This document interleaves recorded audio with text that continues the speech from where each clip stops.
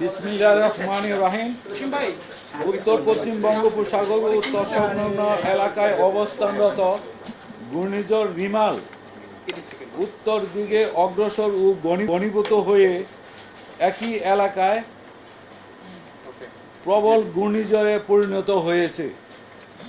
এটি আজ ২৬ মে ২০২৪ সকাল ৬টায় চট্টগ্রাম সমুদ্র বন্দর থেকে ৪০০ কিলোমিটার দক্ষিণ পশ্চিমে, কক্সবাজার সমুদ্র বন্দর থেকে ৩৬০ কিলোমিটার দক্ষিণ পশ্চিমে, মংলা সমুদ্র বন্দর থেকে ৩০০ কিলোমিটার দক্ষিণে এবং পায়রা সমুদ্র বন্দর থেকে ২৯৫ কিলোমিটার দক্ষিণে অবস্থান করছিল। এটি আরও উত্তর দিকে অগ্রসর হয়ে ২৬ মে ২০২৪ সন্ধ্যা থেকে মধ্যরাত নাগাদ মংলার নিকট দিয়ে সাগর আইল্যান্ড, পশ্চিমবঙ্গ এবং খেপুপাড়ার উপকূল অতিক্রম করতে পারে। বাংলাদেশের উপকূলীয় এলাকায় প্রবল ঘূর্ণিঝড়ের প্রভাবে ইহার অগ্রভাগ দমকা এবং জোরো হাওয়ার সৃষ্টি শুরু হয়েছে। প্রবল ঘূর্ণিঝড় কেন্দ্রের ৬৪ কিলোমিটারের মধ্যে বাতাসের একটানা সর্বোচ্চ গতিবেগ ঘন্টায় ৯০ কিলোমিটার, যা দমকা অথবা জোরো হাওয়ার আকারে ১২০ কিলোমিটার পর্যন্ত বৃদ্ধি পাচ্ছে। প্রবল ঘূর্ণিঝড় কেন্দ্রের নিকটবর্তী এলাকায় সাগর বিক্ষুব্ধ রয়েছে। প্রবল ঘূর্ণিঝড় কেন্দ্রের ৬৪ কিলোমিটারের মধ্যে বাতাসের একটানা সর্বোচ্চ গতিবেগ ঘন্টায় ৯০ কিলোমিটার, যা দমকা অথবা জোরো হাওয়ার আকারে ১২০ কিলোমিটার পর্যন্ত বৃদ্ধি পাচ্ছে।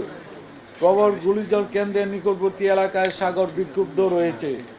পায়রা ও মংলা সমুদ্র বন্দরকে ৭ নম্বর বিপদ সংকেত নামিয়ে তার পরিবর্তে ১০ নম্বর মহা বিপদ সংকেত, আমি আবার বলছি ১০ নম্বর মহা বিপদ সংকেত দেখাতে বলা হয়েছে।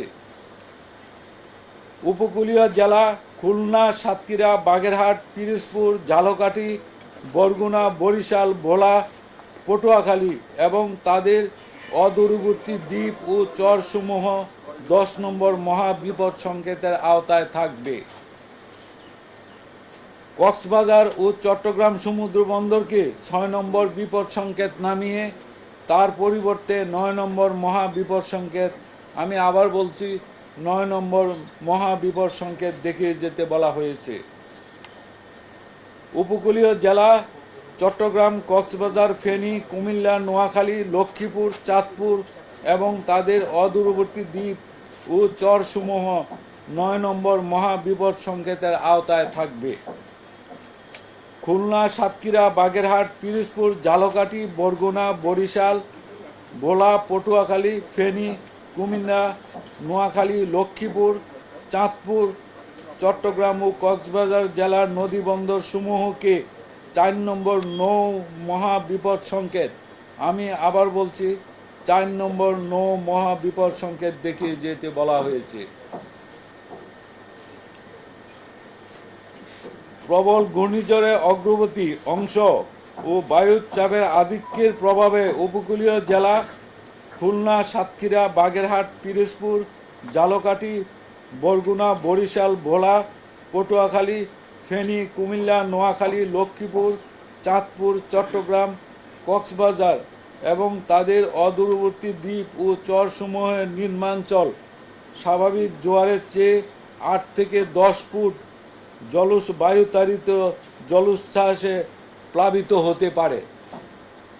প্রবল ঘূর্ণিঝড়ের প্রভাবে রাজশাহী, রংপুর, ময়মনসিংহ, ঢাকা, খুলনা, বরিশাল ও চট্টগ্রাম এবং সিলেট বিভাগের দমকা অথবা জোরো হাওয়া সহ ভারী থেকে অতি ভারী বর্ষণ হতে পারে।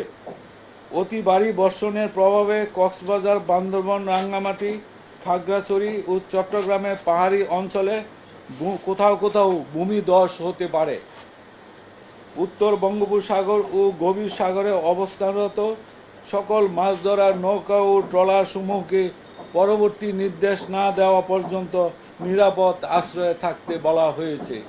এই ছিল আজকে আমাদের 10 নম্বর আবহাওয়ার বিশেষ বিজ্ঞপ্তির প্রবল ঘূর্ণিঝড় নিয়ে সর্বশেষ অবস্থা।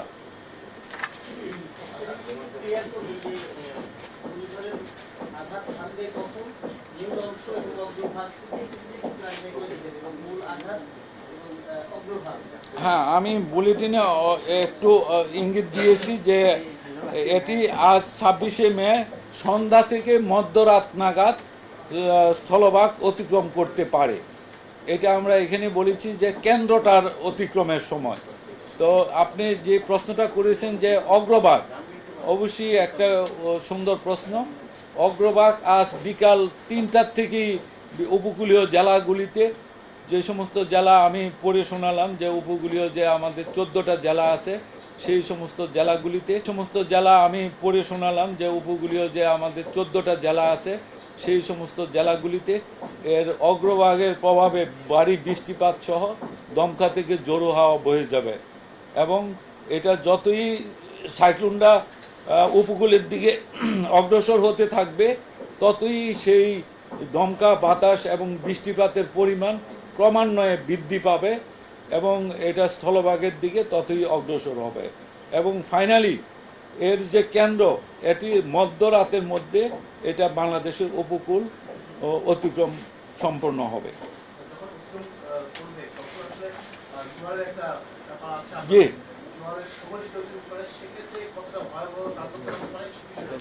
এখানে কয়েকটা বিষয় আমি উল্লেখ করেছি। সেটি হলো যে জলোচ্ছ্বাসের কথাটা আমি বলেছি 8 থেকে 10 ফুট এবং ভারী বর্ষণ আরেকটি অংশ, আর দমকা বাতাস, এই যে 3টা অংশ একই সাথে কার্যক্রম চলবে। সেহেতু এইখানে যে তাণ্ডব হবে এটা আপনারাই বিবেচনা করেন যে জলোচ্ছ্বাস, ভারী বর্ষণ এবং সেই সাথে দমকা থেকে জোরো হাওয়ার বাতাসটা 90 থেকে 120 কিলোমিটার পর্যন্ত, কোথাও কোথাও আরও হঠাৎ করে একটু বেশিও হতে পারে। এটা একেবারে পারফেক্ট মেজারমেন্ট নয়, কোথাও 130ও হয়ে যেতে পারে, যে সেই ধরনের বাতাস হবে। সুতরাং এটা অতিক্রমের সময় এবং তার আগে পরে এই যে প্রভাব এটা খুব ভয়াবহ অবস্থায় হবে।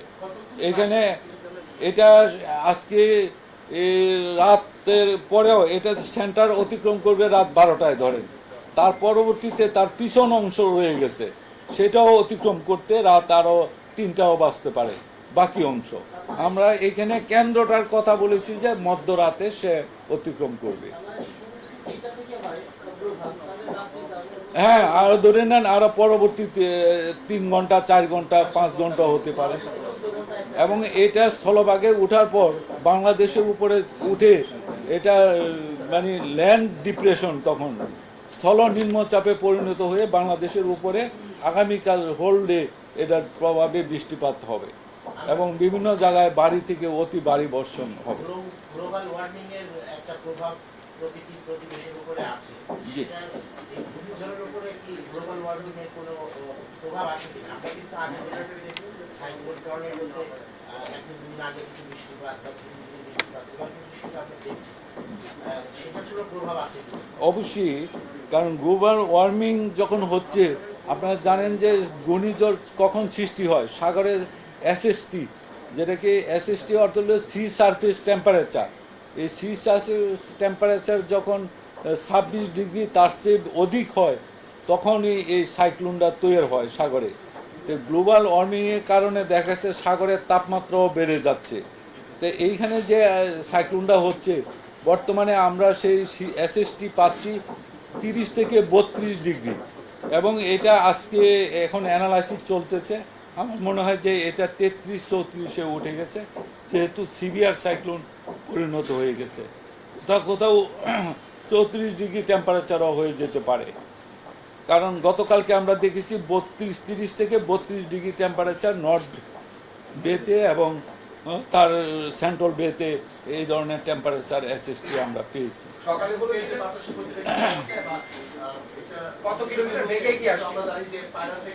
একজনে প্রশ্ন করে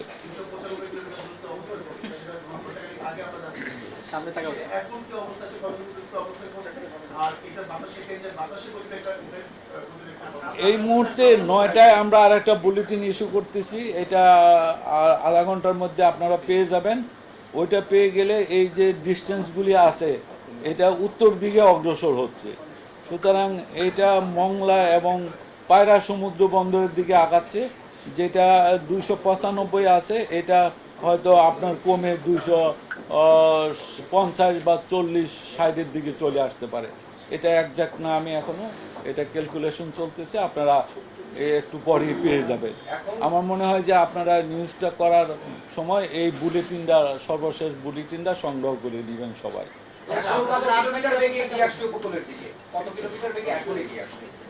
এখন যে আগাচ্ছে কত কিলোমিটার বেগে এইটা ক্যালকুলেশন আমরা করব 12টায়। কারণ হলো এই কত কিলোমিটার বেগে এর আগে আগাচ্ছে সেটা আমি বলতে পারবো।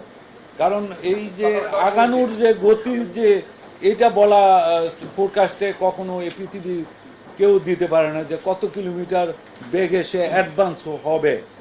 কারণ হলো এটা কখনো স্লো হয়।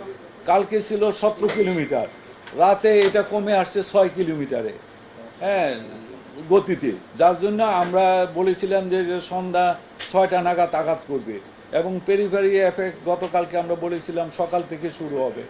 যেহেতু এটা গতি স্লো হয়ে গেছে, এটা একটু পিছায় গেছে, এই জন্য এটা আজকে, যেহেতু এটা গতি স্লো হয়ে গেছে, এটা একটু পিছায় গেছে, এই জন্য এটা আজকে মধ্যরাতে আমরা বলছি যে এটা কেন্দ্র অতিক্রম করবে।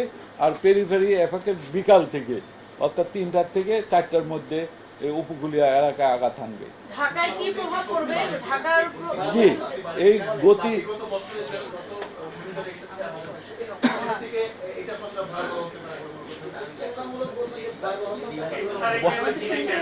এটা এটা ভয়াবহতা আমি বলেছি যে আপনার এটা সিভিয়ার সাইক্লোনিক স্টর্ম। হ্যাঁ, এই সিভিয়ার সাইক্লোনিক স্টর্মের যে গতি বাতাসে এটা 120 পর্যন্ত সর্বোচ্চ, একটু 90 থেকে। বলবেন ঢাকায় কি ধরনের প্রভাব পড়বে কি বলবেন? আমাকে একটা প্রশ্নের উত্তর শেষ করি, তারপরে আপনারটা আমি শুনবো, অবশ্যই উত্তর দিব। তো এই যে সিভিয়ার সাইক্লোনের যে ক্যারেক্টার, সেই ক্যারেক্টার অনুযায়ী তার যে বাতাসের গতি, তার সাথে যে স্টর্ম সার্জ, তার সাথে যে বৃষ্টিপাতের পরিমাণ, সেইগুলি আমরা এই বুলেটিনে উল্লেখ করেছি। এটা যদি পরবর্তীতে আরও ইন্টেনসিফিকেশন হয়, সেই ক্ষেত্রে হয়তো গতি আরও বাড়বে, এতে কোনো সন্দেহ নাই যদি ইন্টেনসিফিকেশন হয়। তবে ভয়াবহতা অবশ্যই এখানে ভয়াবহতার কোনো কমতি হবে না, এই কারণে যে এর সাথে জলোচ্ছ্বাস, এর সাথে ভারী বর্ষণ, এর সাথে 110 থেকে 120 কিলোমিটার বেগে দমকা থেকে জোরো হাওয়া বয়ে যাবে। সুতরাং এখানে কোনো অবস্থাতেই কোনো মানুষ উপকূলীয় জেলায় যারা অবস্থান করবে, গড়ে অবস্থানের কোনো সুযোগ নেই।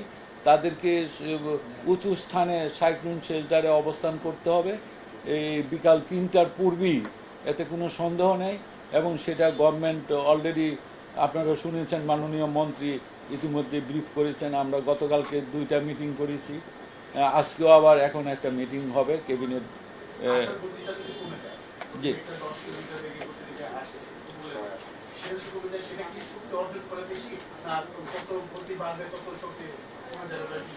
এখন যেহেতু উপকূলের কাছে চলে আসতেছে, যতই সময় যাচ্ছে উপকূলের কাছাকাছি চলে আসতেছে, তখন সে ল্যান্ড পেয়ে যায়।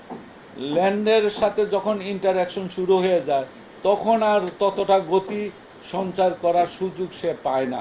ল্যান্ডের সাথে ইন্টারঅ্যাকশনে সে আস্তে আস্তে দুর্বল হতে থাকে, এই হয় পরবর্তী স্টেজ। আমি একটা কথা বলেছি যে এটা যখন ল্যান্ডে উঠে যাবে রাত্রে, তখন যে এটা ল্যান্ড ডিপ্রেশন আকারে বাংলাদেশের উপরে অবস্থান করবে, অর্থাৎ তখন আর ল্যান্ডে উঠার পরে সে ময়েশ্চার গেইন অর্জন করার আর তার কোনো সুযোগ নাই। সাগরে যতক্ষণ থাকে ততক্ষণ তার সোর্স হলো সে ওয়াটার থেকে সে এনার্জি গ্রহণ করে।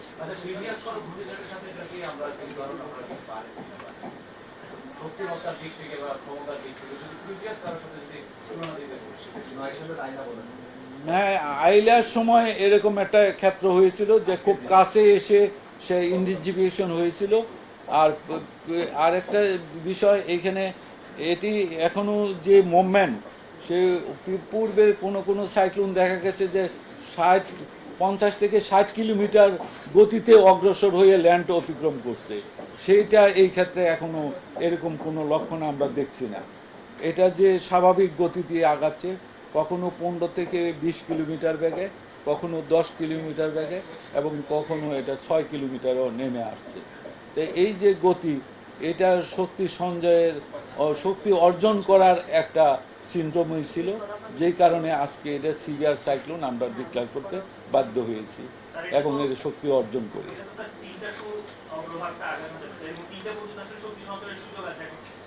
সুযোগ হলেও এটা সিভিয়ারিটি অতিক্রম করার সম্ভাবনা কম। আর কারণ উপকূলের খুব কাছে এখন চলে আসতেছে, এটাই ক্রমান্বয়ে আমরা যে 9টার বুলেটিন সেটা দেখবেন যে ডিস্টেন্স 295 যেটা আছে এটা 250-এ চলে আসছে এই 3 ঘন্টায়। আমরা এখন 3 ঘন্টা পর পর বুলেটিন ইস্যু করবো, আপনারা সেই বুলেটিন সংগ্রহ করে। ঢাকার ওয়েদার আজকে বিক্ষিপ্তভাবে কিছু রাত্রে বৃষ্টি হতে পারে, কিন্তু কালকের থেকে র্যান্ডম বৃষ্টি হবে। কালকে 27 তারিখ, কালকে কোনো ওয়েদার আপনার মানে ব্রেক হওয়ার সুযোগ কম।